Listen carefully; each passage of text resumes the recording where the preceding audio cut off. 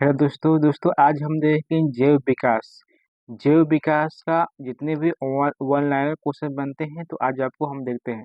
इसमें लगभग आपको 300 से 400 ऑब्जेक्टिव क्वेश्चन बनेंगे। चलो देखते हैं। पृथ्वी की अनुमान कब हुई थी? पृथ्वी की उत्पत्ति कब हुई थी? 4.6 अरब वर्ष पूर्व। वर्तमान में वर्तमान प्रमाण के अनुसार पृथ्वी पर जीव उद्गम लगभग कब हुआ था? तो 3.5 वर्ष पूर्व। सबसे व्यापार रूप से अंग्रेज स्वीकृति सिद्धांतों में एक के अनुसार पृथ्वी पर जीवन की उत्पत्ति से पहले पृथ्वी की वायुमंडल में किसका मिश्रण शामिल था? तो मीथेन, अमोनिया और कार्बन डाइऑक्साइड। कौन सी गैस प्राचीन आदिम पृथ्वी के वायुमंडल से उपस्थित थी? तो ऑक्सीजन आपको हो जाएगा। आर्द्र वायुमंडल में क्यों कम हो रहा है? आर्द्र वायुमंडल में क्यों कम हो रहा है? तो हाइड्रोजन परमाणु के कमी के कारण। पृथ्वी का सबसे पुराना जीव कौन सा है? तो नील हरित पृथ्वी का सबसे पुराना जीव तो नील हरित। जीवन की उत्पत्ति का सबसे आधुनिक सिद्धांत कौन सा है? तो रासायनिक उद्भव का सिद्धांत। जीवन की उत्पत्ति का रासायनिक उद्भव सिद्धांत है किसने प्रस्तुत किया था? तो ए आई ओप्रिन ने प्रस्तुत किया था। जीवन की उत्पत्ति नामक पुस्तक के लेखक कौन है? तो ओप्रिन। जैव विकास परिकल्पना का पहला तर्कसंगत सिद्धांत किसने प्रस्तुत किया था? तो लेमार्क ने 1809 ईस्वी में। लेमार्क का सिद्धांत क्या है? लेमार्क का सिद्धांत क्या है? तो लेक्रमवाद। लेमार्क किस पर आधारित है?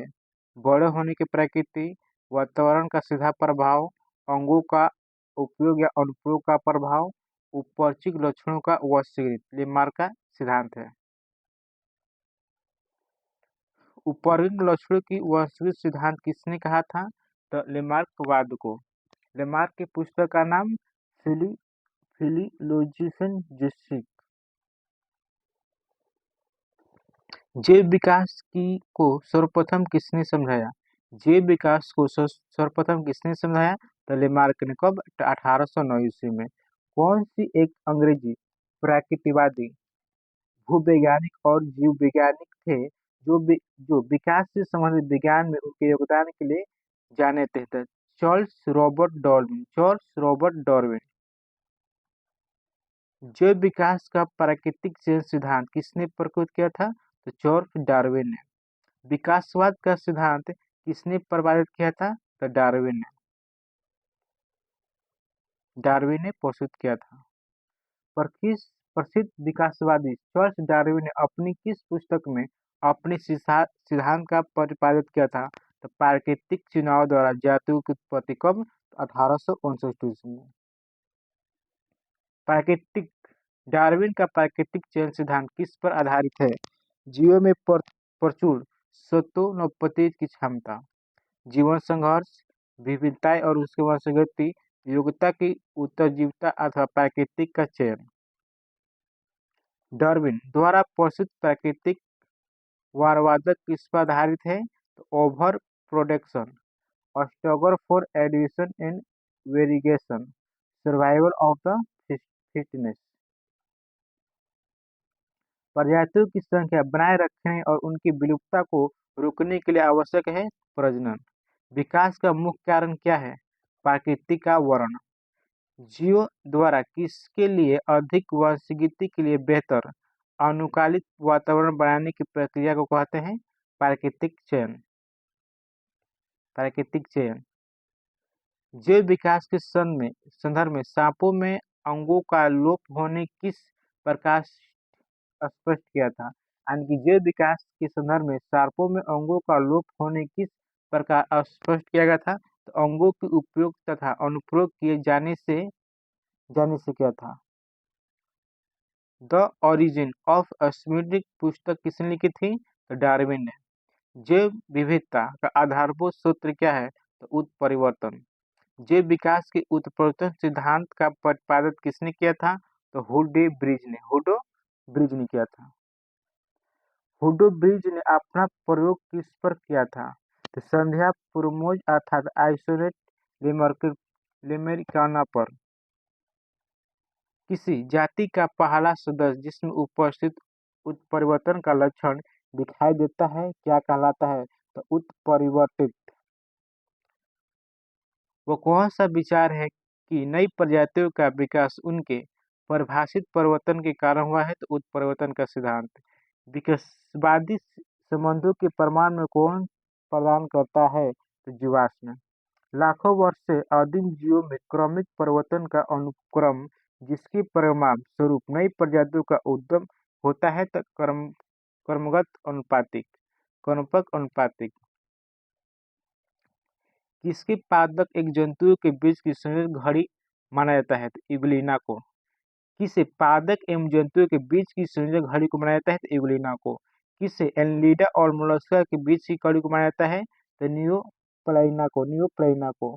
किसे सरीसृपों तथा पंछियों के बीच कड़ी माना जाता है? ऑर्कियोप्टेरिक्स को माना जाता है।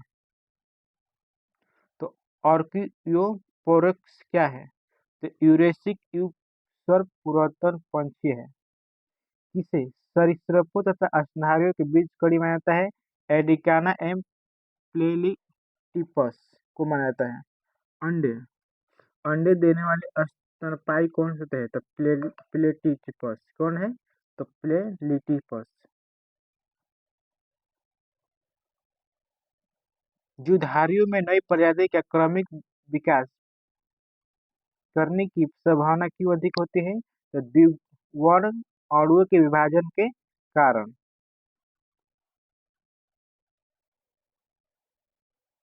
जिन अंगों की मूल संरचना भिन्न होती है लेकिन देखने में एक जैसे होते हैं और उनके कार्य भी समान होते हैं उन्हें क्या कहा जाता है? तो समरूप अंग।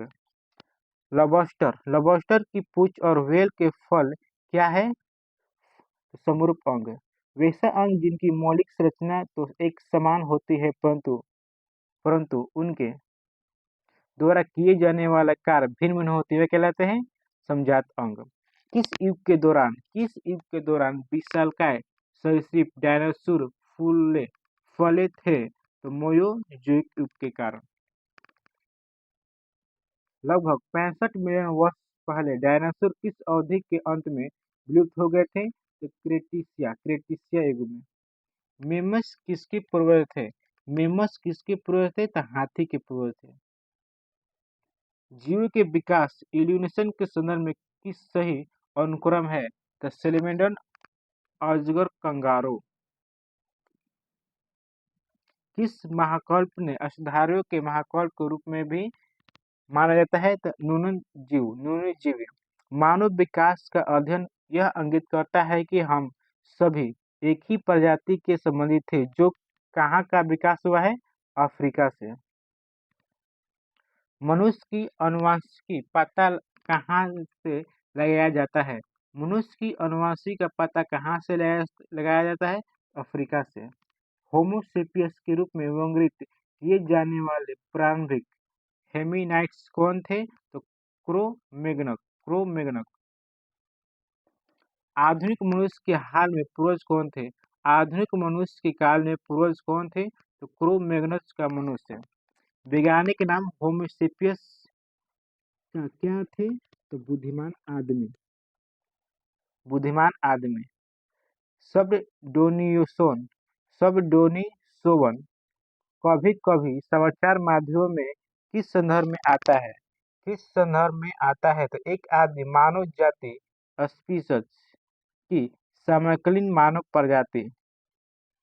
वर्ष 2015 में किस होमो जीन्स की एक नई प्रजाति की खोज रजिंग टावर के स्टीपर क्रेटर और ह्यूमरसाइड दक्षिणी अफ्रीका के लवली चेंबर की थी? तो होमोनिडी।